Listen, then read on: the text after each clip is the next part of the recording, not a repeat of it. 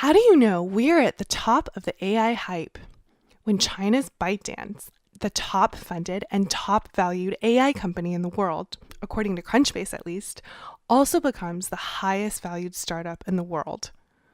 Well, Ying-Ying, that doesn't actually mean we're at the top of the AI hype, but it does say something about how trends have shifted from a few years ago when on-demand and the sharing economy was all the rage.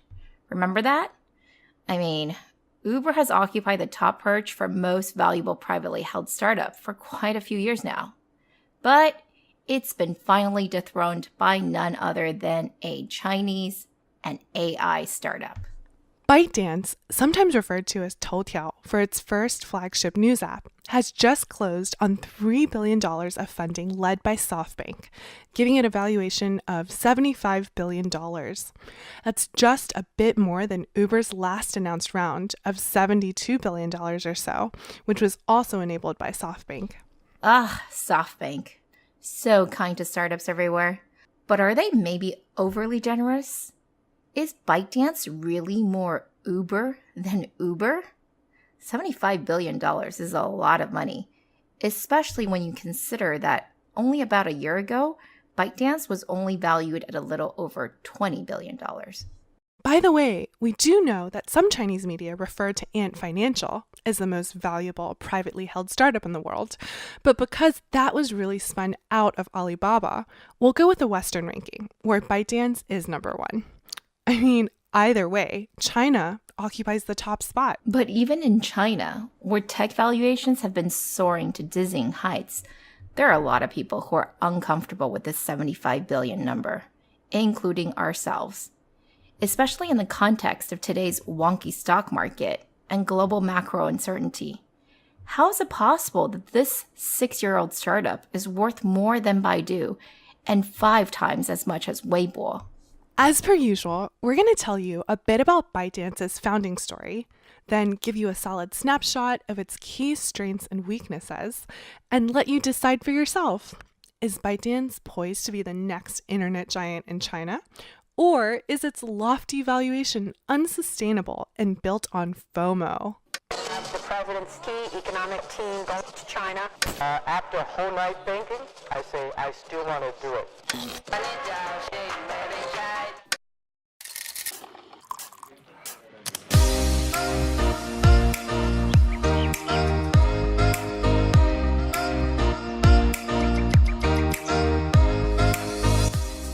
Hi everyone, we are TechBuzz China by Pandaily, powered by the Sinica Podcast Network. We are a new weekly podcast focused on giving you a peek into what's buzzing within the tech community in China. We uncover and contextualize unique insights, perspectives, and takeaways on headline tech news that don't always make it into English language coverage, so you can be smarter about the world of China tech. TechBuzz China is a part of Pandaily.com, an English language site that tells you everything about China's innovation. I am one of your 2 co-hosts, Ying-Ying Lu. And I'm your other co-host, Rayma. Thanks to our fans who showed up for happy hour in Brooklyn last Friday. I had a blast talking to you. And we do hope to meet you in other cities soon.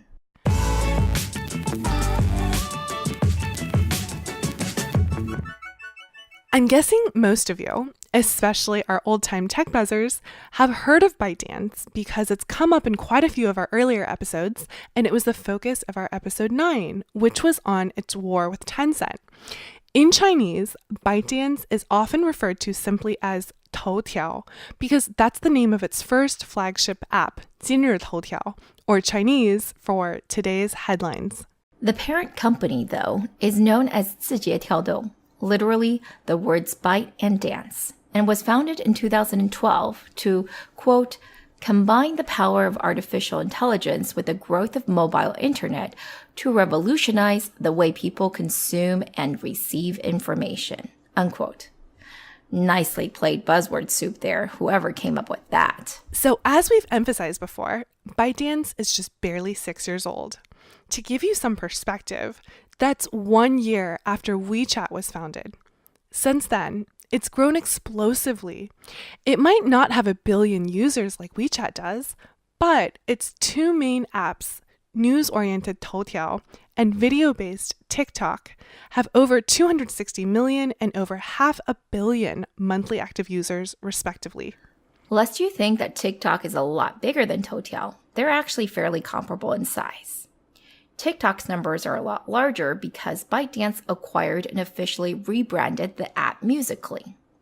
Musical.ly, if you'll remember, is the 15-second lip-syncing short video app whose 100 million plus users were mostly outside of China. TikTok is known as Douyin inside of China, and in China it has about 300 million MAU. About half of those are active daily. So 300 million versus 260 million for Toutiao, they're about the same. However, what is impressive is that Douyin, or TikTok, is just a bit over 2 years old. And at least for the first quarter of this year, it was the most downloaded app in the world. Of course, it had the help of Toutiao to help it grow.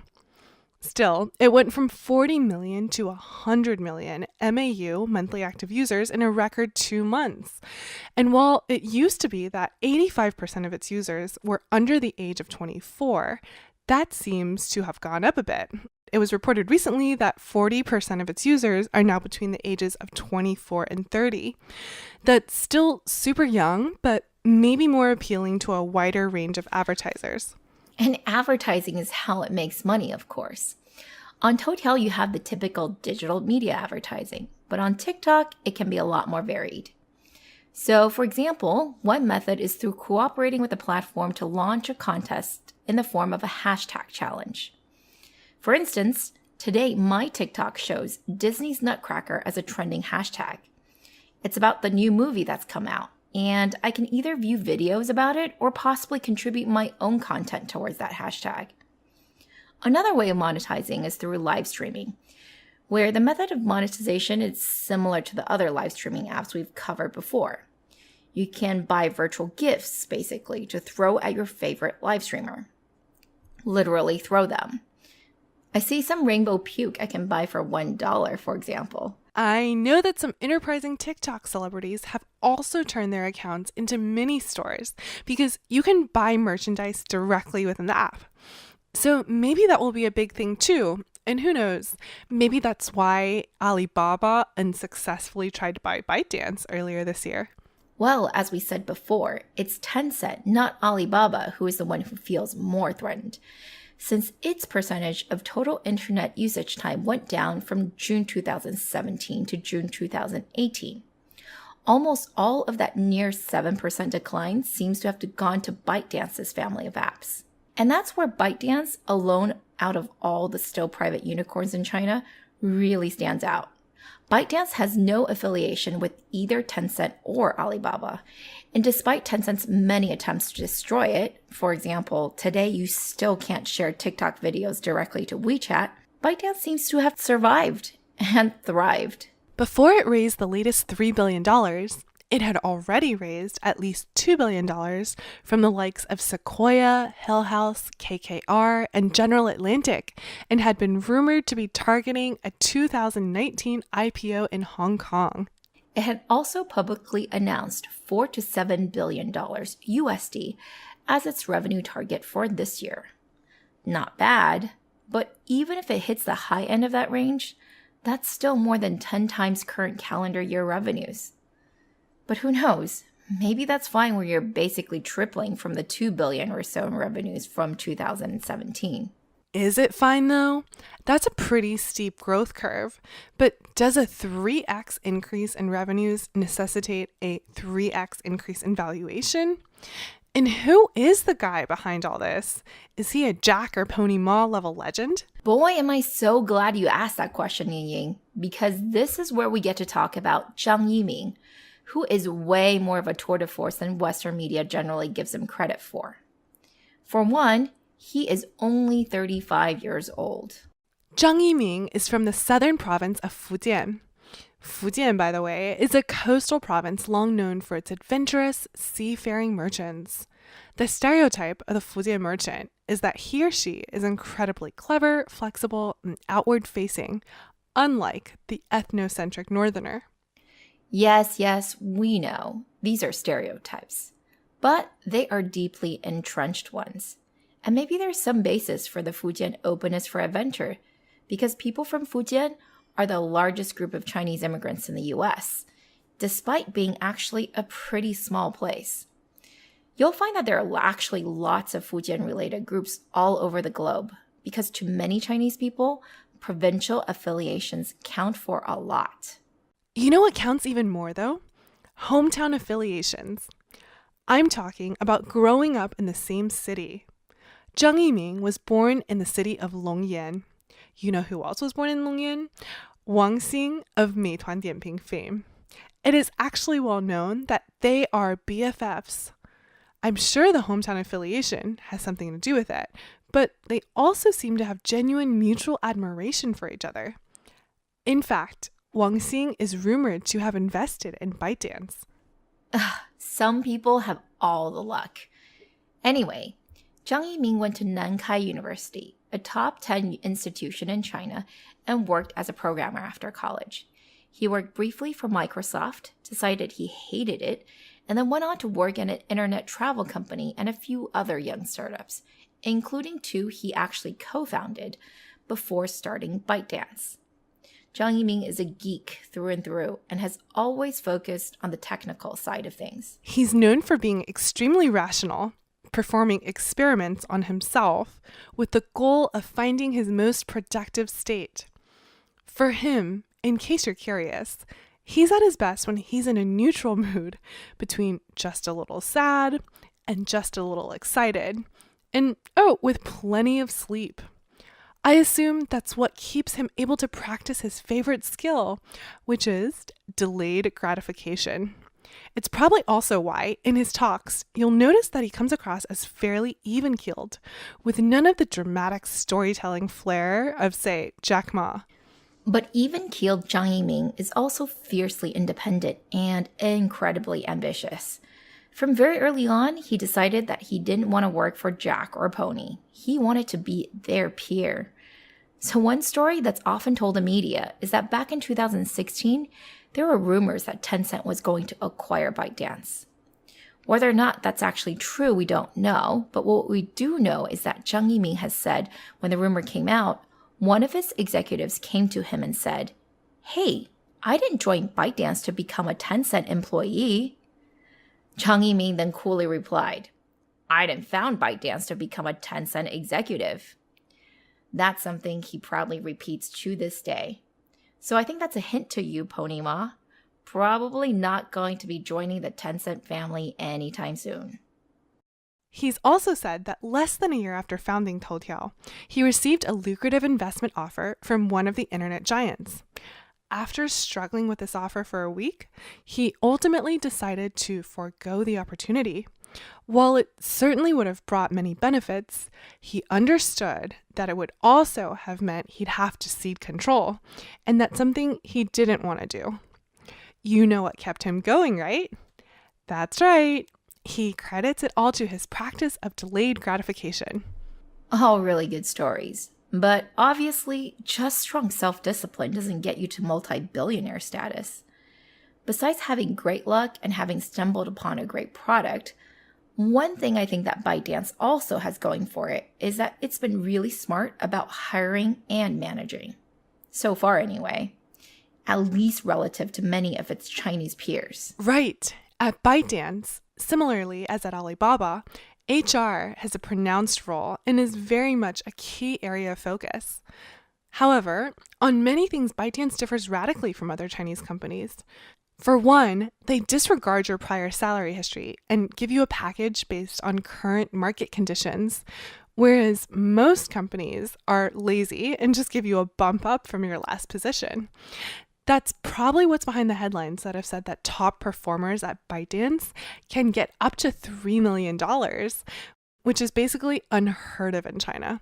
Everyone's all about cheaper salaries and throwing people at the problem. The story goes that at Bytedance, Zhang Yiming is not trying to get a bargain out of you by giving you the lowest salary. He's trying to figure out what is the best way to incentivize you so that you can give him the best ROI or return on investment. That, by the way, can include an annual cash bonus of up to more than 8 times your base salary. That's right. Zhang Yiming has said in public that at Bytedance, there is a chance, a small chance, but nonetheless a chance for you to get a bonus of 100 months of your salary. That's so crazy. I thought it was a typo. I don't know anyone who's received that kind of bonus yet, but on Glassdoor, where Chinese companies have notoriously awful scores, Bytedance has a 4.4 out of 5, with 90% of reviewers expressing approval of Zhang Yiming and 91% saying that they'd recommend working there to a friend. That's honestly really good. And there is another aspect of Bytedance that is quite different from other Chinese companies. The company is notoriously flat. I say notoriously because that hasn't always been covered with positivity in China. State-owned media Xinhua, for example, criticized the fact that there are only 3 or 4 layers between the lowest level employee and CEO Zhang Yiming. Contrast this, by the way, with Alibaba, which has no less than 14 levels for individual contributors and 10 levels for management. The fact that Bytedance employees weren't well-versed on company hierarchy and couldn't rattle off the names of senior management was considered a strike against the company. I mean, who doesn't know the full executive ranks of their place of employment? By the way, if it's not obvious, we are being sarcastic. But it is true that being flat is uncommon in China. Another way that this flat corporate culture manifests itself is in the way employees address each other. In China, it's rare to address someone directly without including their title in their name somehow. Not the full title, but usually a zong for executive, so if they're a manager of some sort, or maybe a 老师 for teacher, which some people, by the way, use on people who have ever taught them anything, even if it's a 1-hour-long workshop. So yeah, in China, teachers are respected, which is why Jack Ma insists on being called Ma 老师. In Bytedance, however, titles are forbidden. Everyone is to address each other by their full name. This just goes against the grain of good social graces in China, and it makes some people very uncomfortable because it kind of feels rude. Like in the US, if you started addressing everyone with, "Hey, you." And so Zhang Yiming has been questioned on this rule a lot. However, anecdotally, what I've heard from friends who work at Bytedance is that it makes internal and particularly cross-team collaboration go a lot smoother. This is in contrast with other Chinese internet giants, where it's usually extremely difficult to get information from another team. And in fact, many teams might be in competition with each other to create the same product. That doesn't happen at Bytedance. Bytedance employees tell us that no matter their level, they feel empowered to reach out and ask for help from anyone else in the organization. I know some Chinese media seem to think this is problematic, but I think this is one of Zhang Yiming's secret weapons. Especially with the younger generation. They don't like all these formalities. It creates friction and distance. I mean, I don't believe any company failed because it wasn't hierarchical enough. And with Bytedance continuing to launch new products that build upon the successes of prior ones, this kind of collaborative mentality is key. Bytedance has been called China's BuzzFeed with brains, which I think is inaccurate on 2 levels. It's not particularly brainy, which we've already explained, and while it might have been somewhat comparable to BuzzFeed before when it was just the Toutiao headline news app, now with video app TikTok being such a huge part of its business, it's much more than a BuzzFeed. I think it's more like Facebook without the social network. Well, Facebook and Instagram together. Let me explain. Once you remove the social connections, all of these products, what they have in common are user-generated content publishing and a platform that thrives on sharing and algorithmic recommendations at scale. For all of these businesses, their model is knowing as much about you as possible and showing you the most relevant advertising possible. And as we explained above, at least in China, ByteDance's products will be hampered by the government's close oversight of its content. And unlike in the US, it can be shut down unilaterally and suddenly. So that's a real existential risk. Although we do have to mention here that for some investors, this also presents a high barrier to entry. ByteDance is supposed to have 10,000 staff working on monitoring content by the end of this year. That amount of investment in infrastructure is not going to be easy to leapfrog. Definitely not for a startup starting from scratch.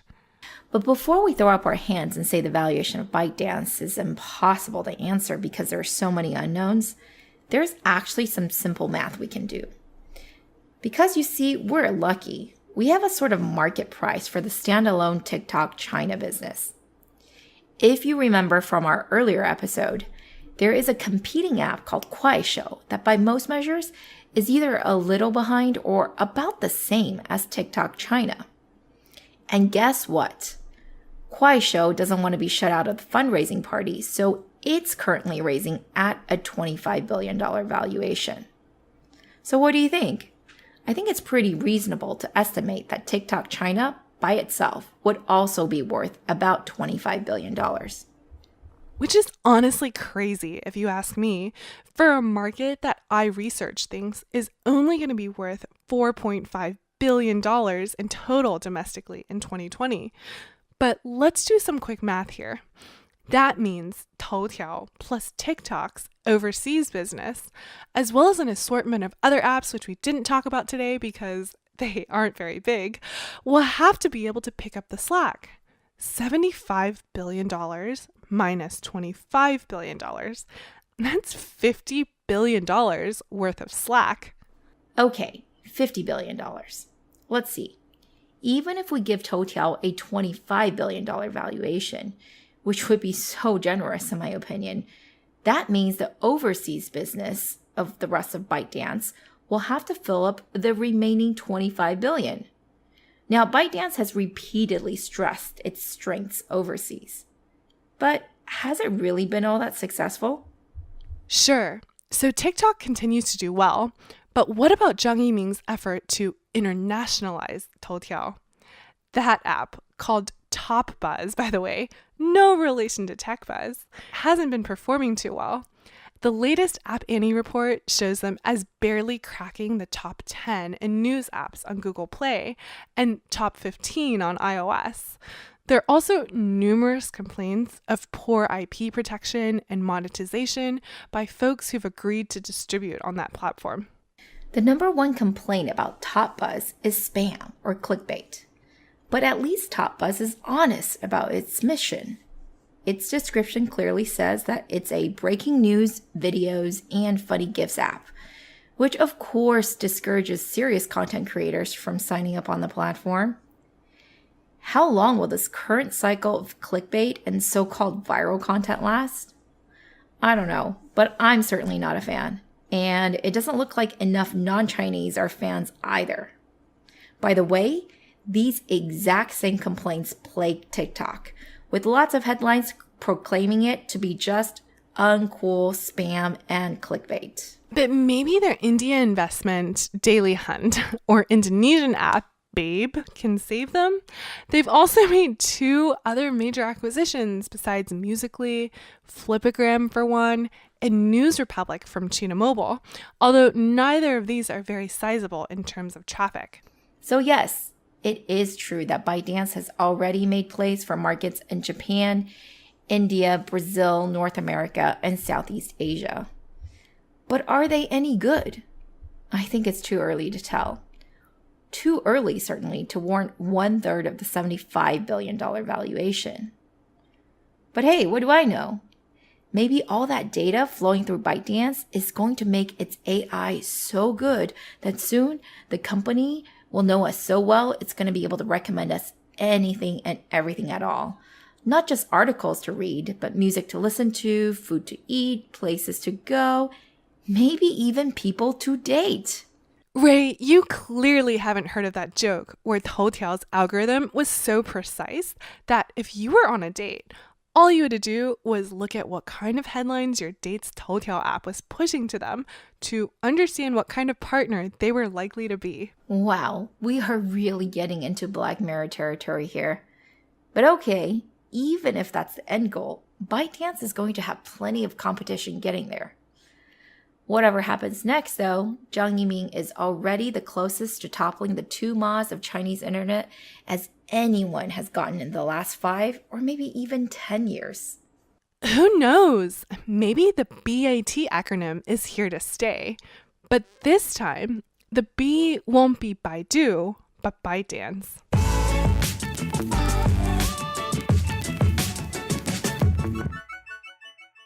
Okay, that's all for this week, folks. Thanks for listening. We really enjoyed putting this together, and we're always open to any comments or suggestions. You can find us on Twitter at Pandaily, at TechBuzz China, and my personal Twitter account is spelled Ginygy. And my Twitter is spelled Ruima. We'll be back here same time next week. TechBuzz China by Pandaily is powered by the Seneca Podcast Network. Pandaily.com is an English language site that tells you everything about China's innovation. Our producers are Bonnie Zhang, Sha Wan, and Kaiser Guo. Our intern is Wang Menglu.